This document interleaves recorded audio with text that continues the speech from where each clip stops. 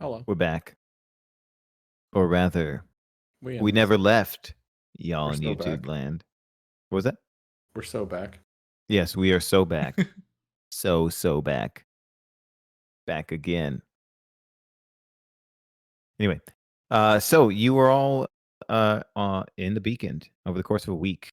You have time to do numerous things, I believe. Reuben's occupied in part restoring hope back from nigh eternal sleep, and also performing an incredibly generous and powerful service by obviating the need to travel overland for a half a year through um, potentially treacherous terrain that Mhm. you know how to navigate despite that. And you all forging a new community with two groups. One who is beleaguered by predators in their ancestral home, and another is beleaguered by the absence of memories that has prevented them from creating the new home they were intended to create many centuries ago.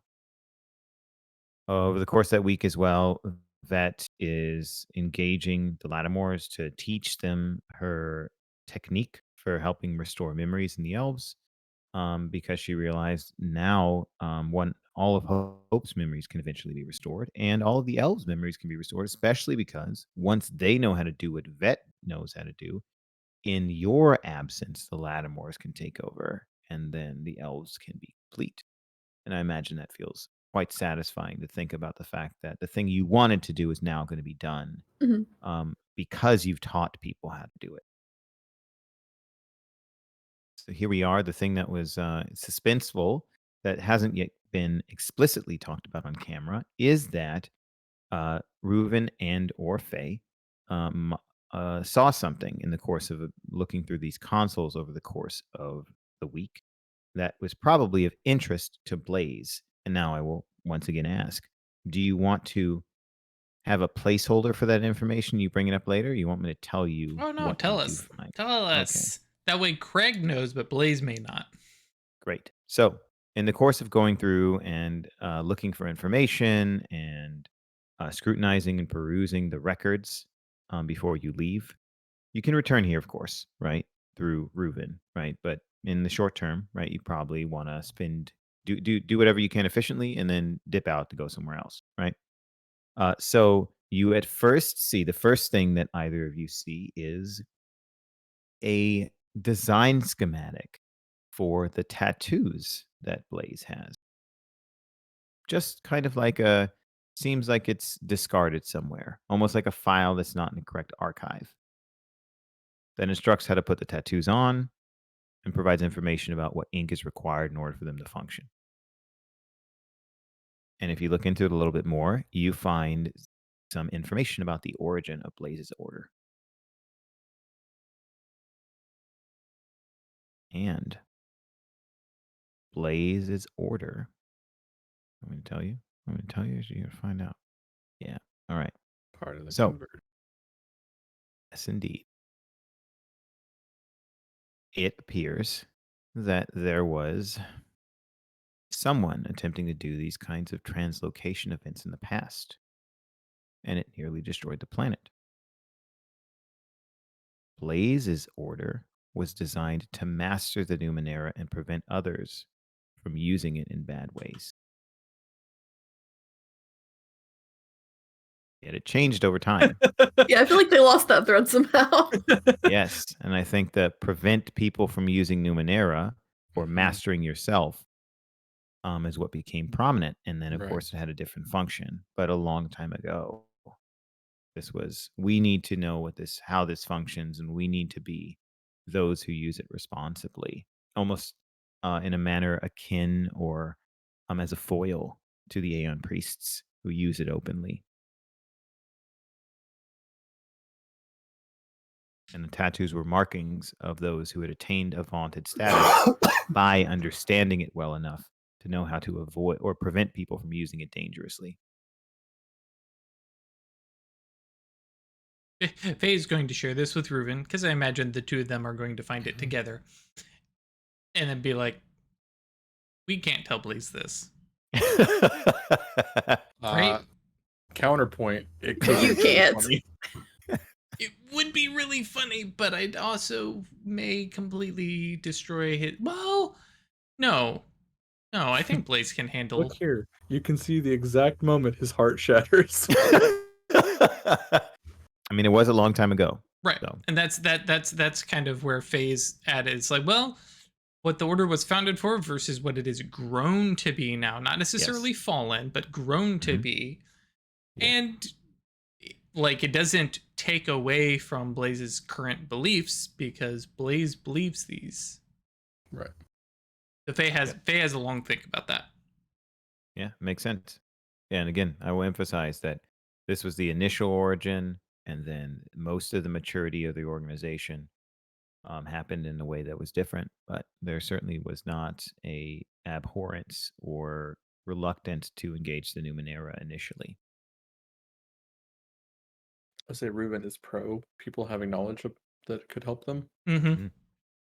Yeah, Faye's on board for telling. It's just the how to tell. Sure. Yeah, Yeah. that makes sense to me. Curious. Going to be interesting role play. It's almost as though I love that. You're so good. You entertain me Hey, Blaze. so much. You all. Yeah. Hey, check this out. You know how to read? Come on over here and read this. Does Blaze? Does Blaze read? Yes, but I'm Yeah. joking. Yeah, like Blaze writes poetry. oh, yeah. Mostly reading poetry. Right. He's Yeah, a monk, not a barbarian. Mm-hmm. very true. That's the one who can barely read.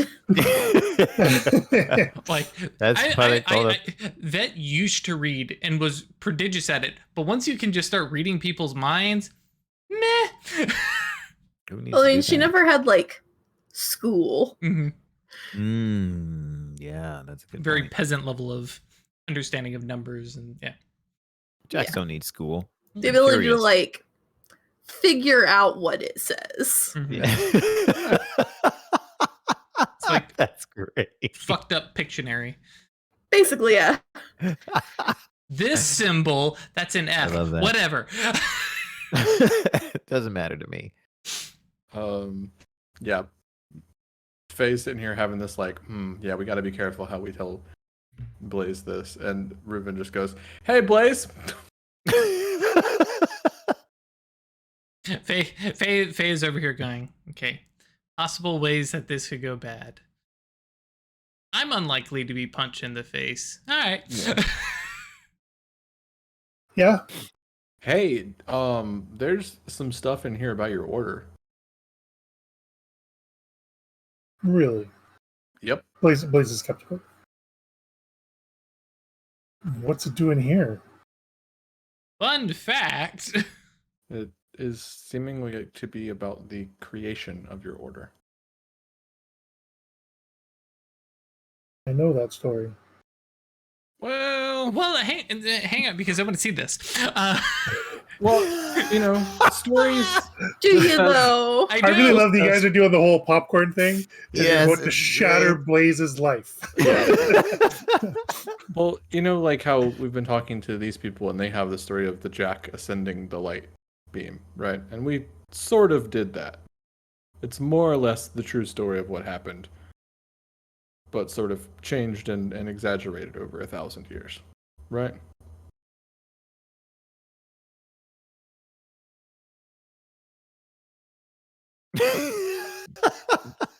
Right? That was So- a so- great so- expression, Craig. That was really good. It's like I don't like where this is going. I don't like where this is going at all. So anyways, stories can change over time, is what I'm trying to say. Sure. And well, and then like swivels a monitor over to you. Ruben's so great at this. I think it's really interesting, like cultural drift and all this stuff, Yes. and like starts like nanoing Oh, just yeah, out great. loud. Awesome. And, yes. and it's absolutely the wrong tactic in this exchange, Meanwhile, right? the love it. right, the people Yes. person is going, yeah. I- See, so all those times we told you that like it's okay to use Numenera.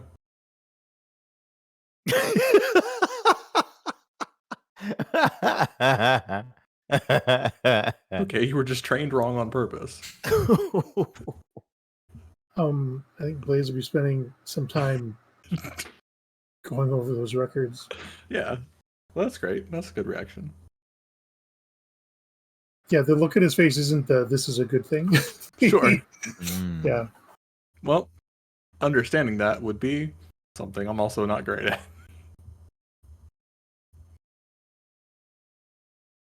Anyways, and then like there is like a recognition like this is going to be hard to grok, right? Like Yeah, Ruben is not definitely. completely socially inept, right? It's Yes, just they yes. come off either brusque or enthusiastic in the wrong way or whatever. Yeah. What Ruben's worldview is knowing is better than not knowing. Right. Right. Just sort of a Mm. baseline. Right? Yeah. Right. Yeah, it's great. And so like and explains that again. Like, you know, Mhm. if this was something about an order in which I was raised, I would want to know. And so I felt it important that you should be able to read and have your own reactions and feelings about it.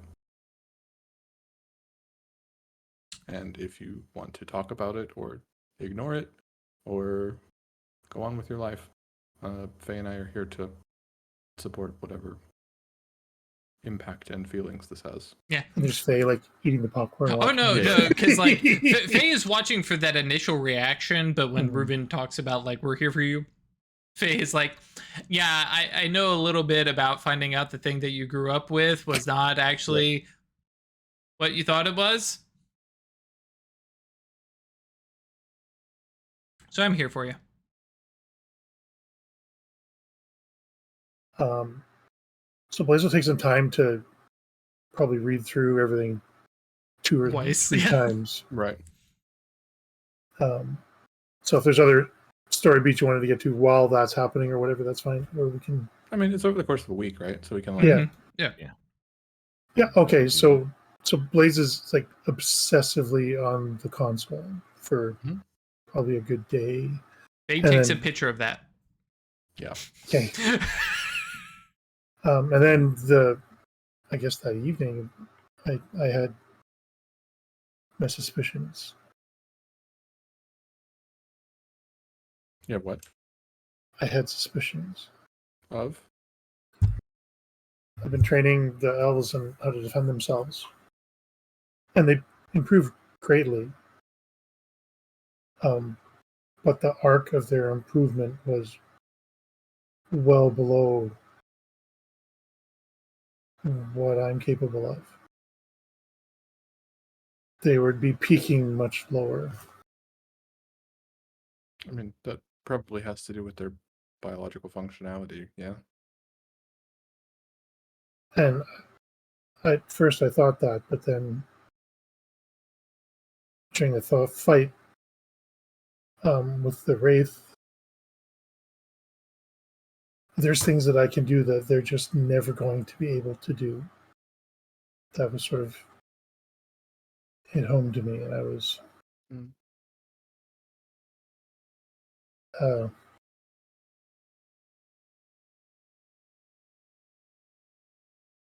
I mean, everything I was taught, it's a lie, really. Not a lie. I don't think so. A lie is intentional. This is, you know, Change. cultural drift, change. It doesn't mean that the philosophy that your order raised you with is wrong. Doesn't it, though? No. No. Just like there are thousands of philosophies that have existed. The foundational in our world. belief, right? The foundational belief of my order is that the world's going to end. The 9th world will come to an end, and the 10th will begin. Sure. And if you're going to survive that transition, you have to be able to not rely on Numenara.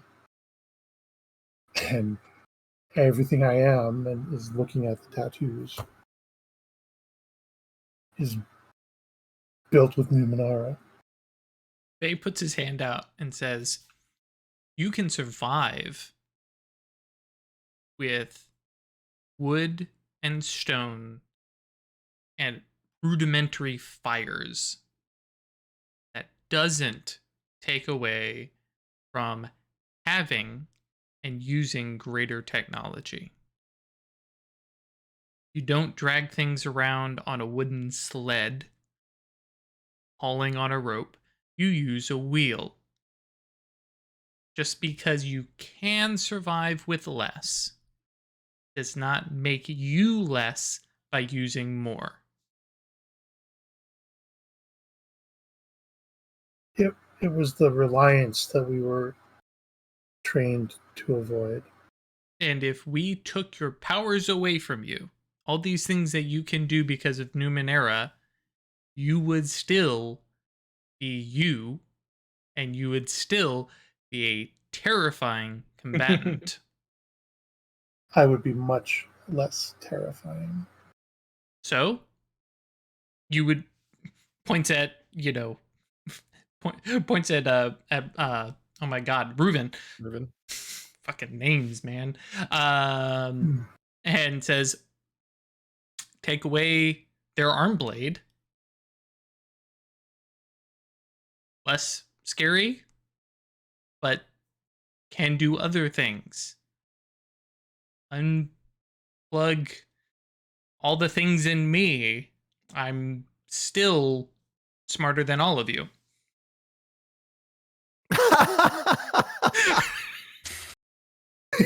Not until very recently. Listen, it's a retcon. Shush. So good.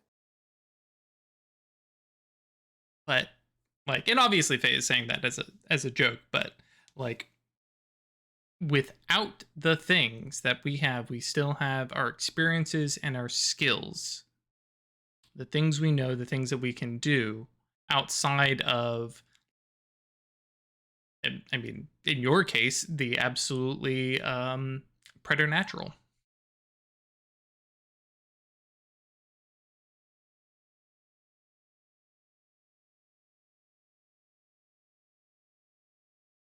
It's something to think about. It is. But the key thing here is to think about and not rush into a rash decision, throwing anything away for forever. Yeah. Talk it out is what I'm saying. Write a couple poems about it. So that perks up Blaze. Yeah, face scribbling. Like, what does Blaze do? Yeah, poems. Talk it out. Like Blaze is not a talk it out Nope. kind of person. Yep. Write a poem about it. Write a poem you can do. So I think over the next few days, sort of the Conan the Barbarian and Thulsa Doom tells him about what is steel without the hand to wield it, and he just sort of spends a day staring looking at his hand. So that's kind of what Blaze is going to be up to for a little while. They call them fingers, but I have a question for you, Craig. Sure. Does Blaze return to the archives and look for anything else? He doesn't have a context on on how he would do that. Okay. Opened up the files and stuff for him so he could read and stuff like that. Right, gave him the directory, but I don't know that Blaze would know how to search through the console. you could ask for help. That's quite true. Yes, sure. Yeah. If Reuven is willing to lend a hand, or Faye. Oh yeah, Faye's on hand. Once everything is set up for the Lattimors back in Elf Town, Faye lives in this archive. I'm sure I'm sure Reuven is in here too, but Reuven is occasionally playing taxi. Excuse me, airplane, much better.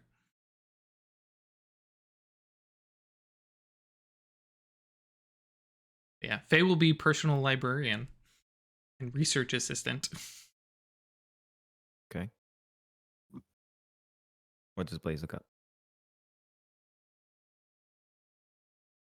To see if there's more information about, because in his mind, his order was founded on this poem.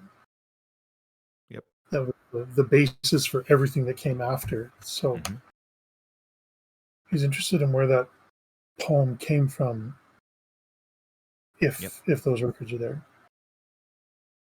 There is a reference to it, less detailed than the others. Perhaps because it was told over and over and it was an oral about the poem. And what you get is this. There is a slight difference in how they're telling the beginning of the order. There's still a statement about people who were misusing Numenera and trying to harness power and causing problems on the planet, and these people needed to be stopped. And a bunch of effectively Aeon priests chose to devote themselves to understanding particular kinds of dangerous Numenera that could be controlled, right? You need to understand it so you can prevent people from using it. And one of them was this reference to someone who had harnessed the iron wind somehow. A cloud that was going around. Some person had found a way to control it, or at least send it in directions. And this particular one member of this order, again, a long time ago, right, studied the iron wind and nanites well enough that they were able to stand within it and emerged unscathed. What the fuck? Impressive. That is interesting. And there is a reference to the fact that upon their understanding of things about it, they realized how their own intrinsic functions would enable them to overcome or endure those aspects. So, in the sense of what is a swordsman but a person who knows very well how to move their arm Yeah. with a pointy thing at the end, it appears to Blaze from the nature of the story, or could, right? One could gather from the nature of the story that this person got to a point in their understanding of the iron wind and nanites that they recognized what was happening to their body so that they developed such an understanding of their own functions that they could retain some kind of, we can call it preternatural, we can call it some kind of mental will or whatever, some kind of peculiar control over who they are so that their identity and their form, their corporeal form, was inviolate in the face of that. There's no description of how long it was, right? But in facing this person who controlled the iron wind and was basically holding the world and other places hostage, they were exposed to the iron wind. It did not remake them, and they were able to defeat this person.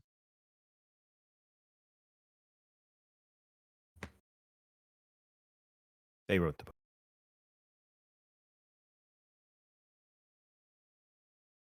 Is Faye reading this stuff too? Yeah. So Blades would be. That is. It was never part of the records, and I've seen them all. There was a legend, a story, maybe an aspiration, a belief that if one was able to achieve true mastery of the temple that houses their spirit, that they could stand within the iron wind and remain unchanged. Just whispers of rumors, never anything formally taught. No one has ever done it that I'm aware of. There's no records of anyone even trying it or even of that thought. It was just an idea that floated around in the corners of my order. Sounds like a power that they wouldn't tell you about, even if they did discover it. You know how many young, excitable monks ready to prove themselves would be like, yeah, I'm up for it. I can handle the iron wind.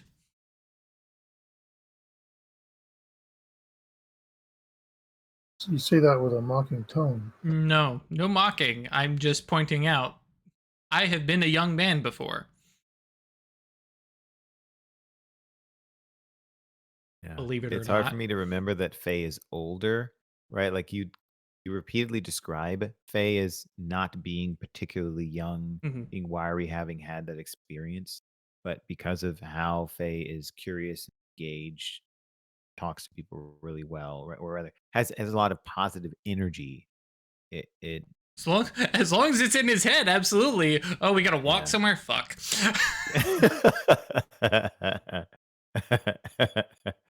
Yeah. Is there a way to pull this stuff off? You want a copy? Yeah.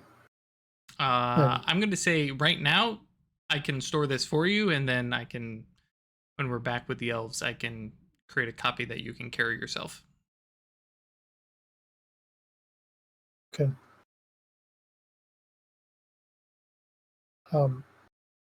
Thank you, Faye.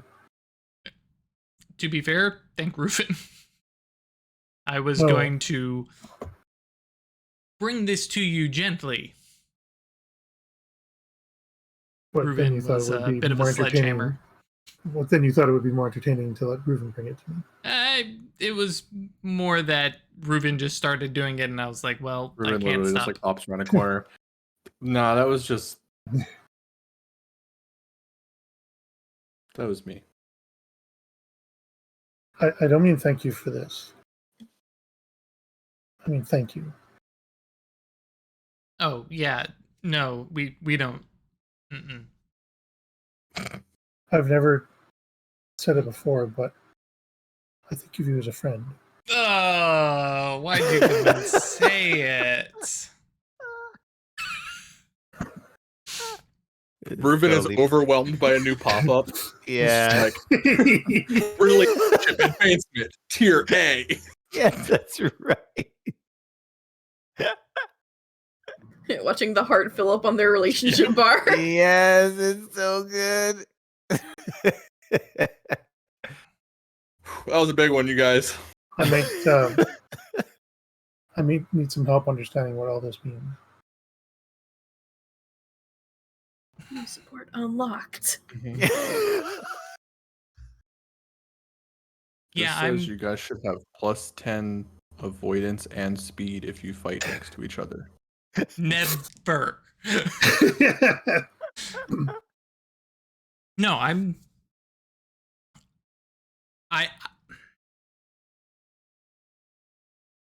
got your back. And I'll be honest, I'm curious about this stuff anyway, so I guess it won't hurt to help you.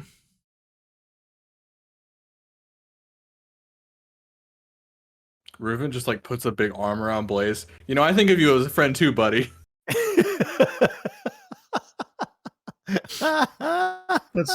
Just like nice. absolutely intrudes on the moment. Yeah.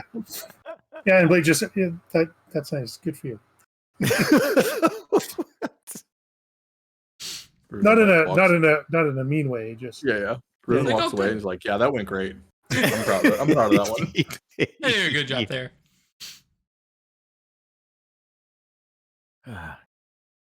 What is a vet doing while all this is happening? I mean, she's probably just been like befriending the Lattimors. Ooh, cool. Definitely chatting up the outgoing one. Yeah. Because I feel like they're most likely to talk, honestly. Mm-hmm. Yeah. So yeah, between teaching them how to dig into minds to find buried memories. Yeah. She's just trying to get like a bead on their culture. And like when we take you guys across the Whalefall and we're building a new society over there, what steps do we need to take? Cool. I'll tell you one thing you learn. You learn that the exuberant one is has a title, and that is Pain in the ass. Yeah, exactly. No, the retainer of mirth. Okay. Oh He's Lord. the one who holds on to happiness for them. Yes, because they were a more joyous people before the wraiths came. That's fair. Almost like in The Giver, like Lois Lowry's The Mhm. Giver, where Mhm. there's a I responsibility was to thinking maintain about that. certain feelings. They are coached to and allowed to exhibit these traits. However, it grates on some of them because they're not allowed to do that. It's not culturally appropriate for them to do that because it's dangerous. Can I try to express to them that on the other side, it wouldn't only have to be them? The others would be able, they would have the freedom to, because they wouldn't have those, just like pointing at the general direction of the nasty Yeah. things.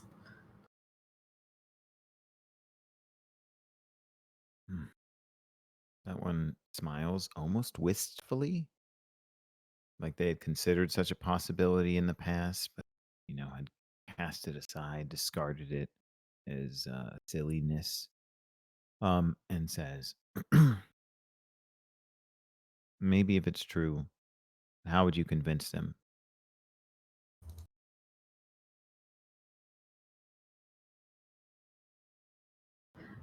I mean, we've done something similar for all of the elves. They were very sort of dour and rigid, and by giving them back the slivers of their past that we could, we gave them a glimpse of a better future. And so once we're out of here, we can show that to you all as well.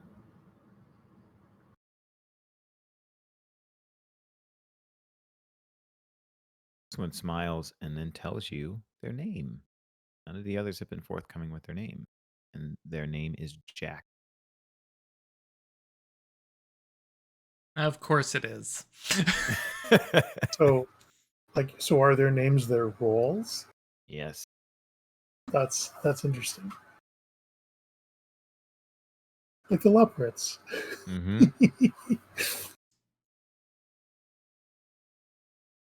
Numenera way. Yeah.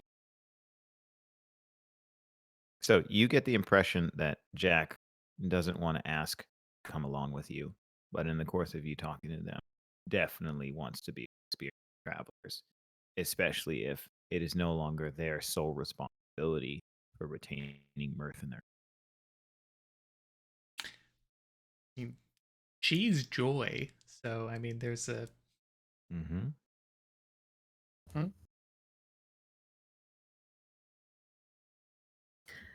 I mean, and you get this impression because of they are not as guarded as the others, so it's kind of like a telepathic sensory impression. I'm more like, do they want to come back to the past with us? Or just to travel with us while we're here? They want to be a Jack. And in their mind, you are the Jack. I can teach them how to be a Jack. We have 3 years. They want to travel. They want to climb beanstalks.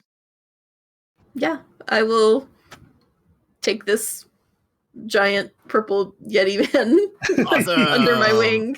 Yes, apprentice. So good. Imagine that as a trick at Jack's Haven. Hey, guess what? This was thinking, I'm like, I mean, we could take you back with us, except in our world, Lattimors are like half your size. Yeah. It would be, you would stand out.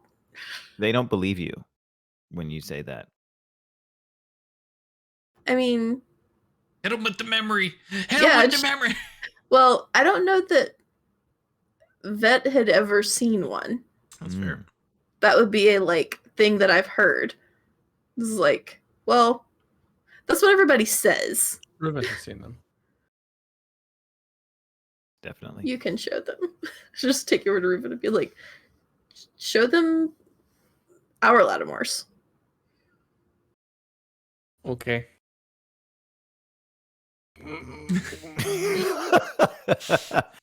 and Jack excitedly laughs and then tries to engage your mind.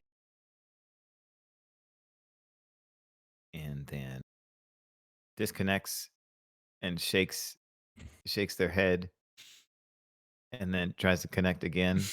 It's just, turn it off, turn it back on. That can't be right. Yep. Yes, exactly. Like there's something wrong with your mind. Yeah, there's some weird stuff in there. Sorry. Poor connection. Yeah, don't open that door. Static. And then nods, and then again audibly, you know, once you all got comfortable, they started, you know, speaking English. You heard them speaking to Hope, and that's what they've been doing, and they've been doing that because it's clearly your collective preference, right? They were just withholding that before because Lattimore was being a jerk. Yeah. I mean, it makes sense. Yeah. No, it's fair, but yeah, so whatchamacallit?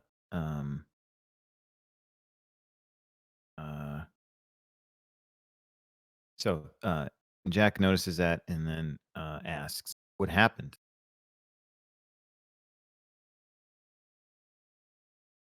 What?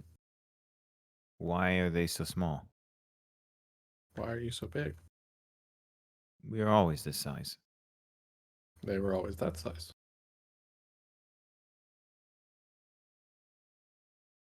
The world is a strange place.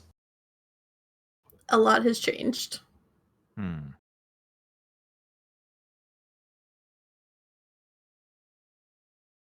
it's possible that, you know, you're right.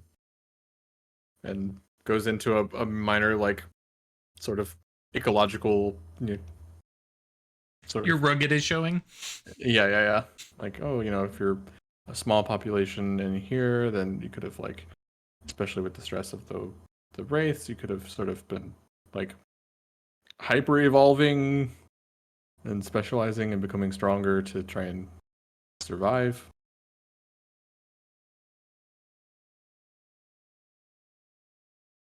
Jack nods and says,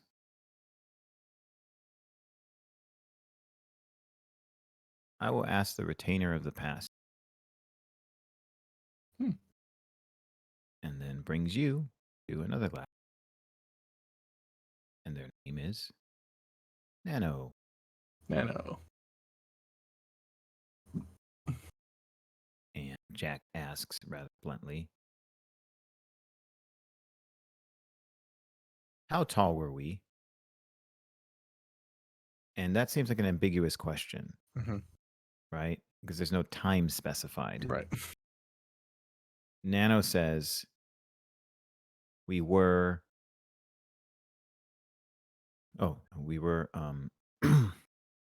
2 heads taller than them before the wraiths came.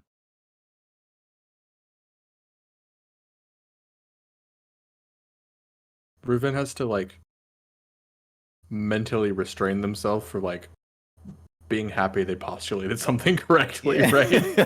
Yeah, it was great. I'm getting fucking good at this. Yeah. You did have to, like, very quick hyper evolve because you were being hunted by horrible monsters. Yeah, there was a tremendous selection. That's why they're, like, here. holding back, because it's like, you don't want to celebrate the fact that this is why they are Yeah. different. Exactly. Yeah. You were nearly wiped out.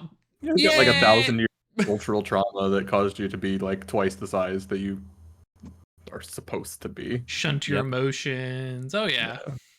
And Reuven in that moment also validates an implicit hypothesis that are often made when an ecologist thinks about stuff like this. Is an intrinsic component of natural selection and evolution, right? Which is that there needs to be a sufficient number of generations for a population to change over time, right? And if they have short generations, then it needs to be a longer period, right? So Reuven would then in in that moment get the impression that it's probably the fungus or the symbiote, and because it's now it's it is a symbiotic organism together Right. evolving, and that contributes to or contributed to them being able to dramatically increase their Right. size, Makes sense. productively responding to this particular selection pressure.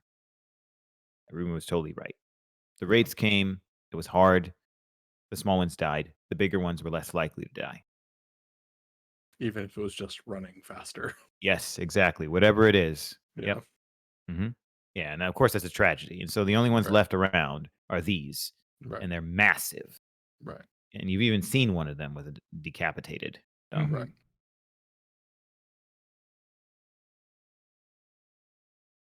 Yeah. Riven just has all of that happen in the space of like 15 seconds in their head. Yeah, it's incredible.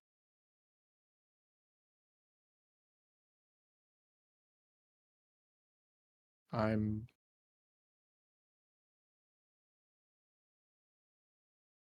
not sure there's words to express the sorrow that should belong to you all.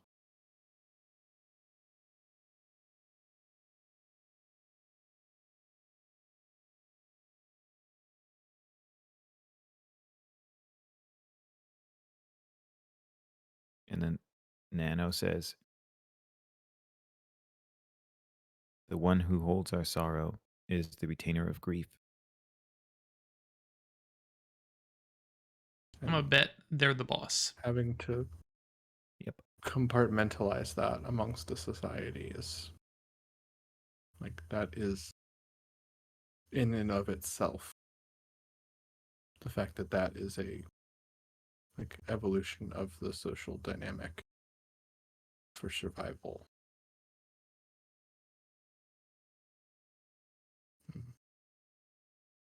And Riven really just like has no idea what to say, right? Like on top of like not being great at talking to people, like there like it's genuinely not something you can like have a like correct answer to, right? Yeah, totally. And just like tries to be empathetic in the best way possible, right? Yeah, absolutely. And so like this really puts together like the all the pieces of why they're like, yeah, we'd love to go on the other side of the whale fall. That sounds fucking great.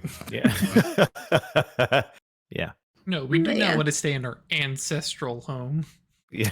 Especially after like meeting the other ones, like the keeper of the past and this one the keeper of sorrow. Like you don't have to carry all of it.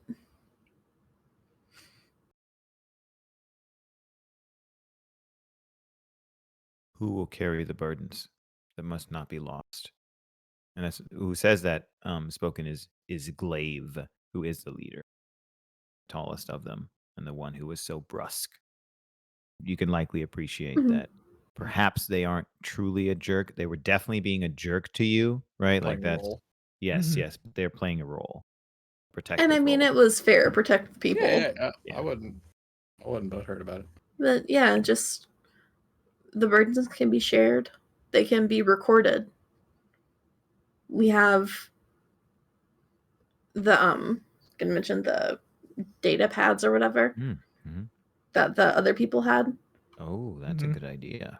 We could help you record your own histories and your sorrows and your joys so that in the future your people could read them. Yeah. They can be taught instead of experienced.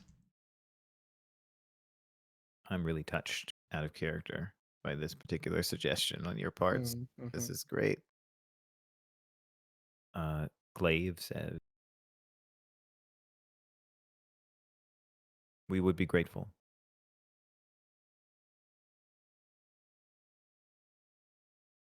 On the other side of the whale fall, then.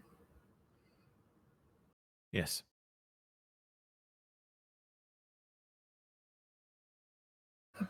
Just for flavor, Blaze is a little uncomfortable with all these suggestions about grief and sorrow and sciencey reasons why they got bigger and things like that. Yeah.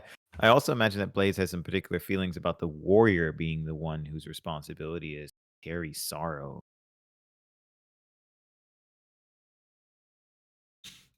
I think that's a good place for it because a warrior understands that survival is something to be celebrated. Yes, that's right. Yeah. Fair So enough. they would lend that perspective to their interpretation of carrying the grief for everybody. Yeah. They're the ones who have to remember the hard times and how hard it hurts. And that's why they fight as hard as they do. Mm-hmm.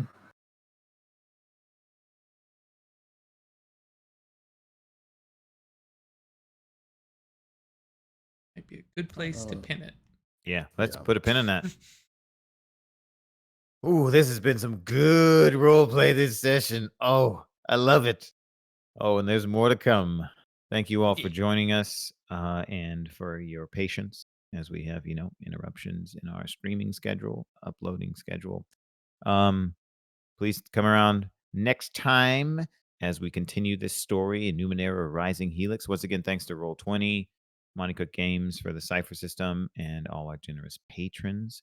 If you'd like to support us through Patreon, you can do so at staylucky.club.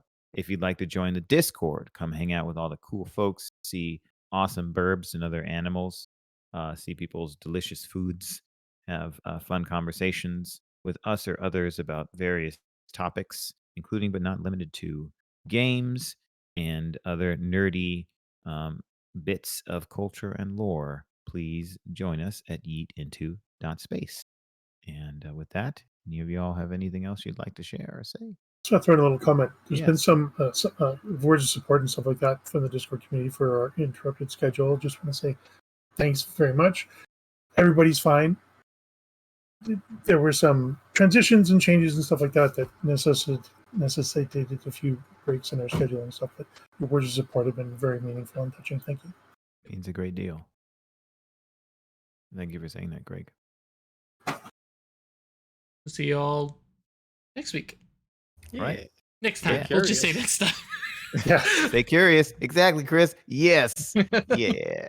That's on you now. Hell yeah. All right. Bye.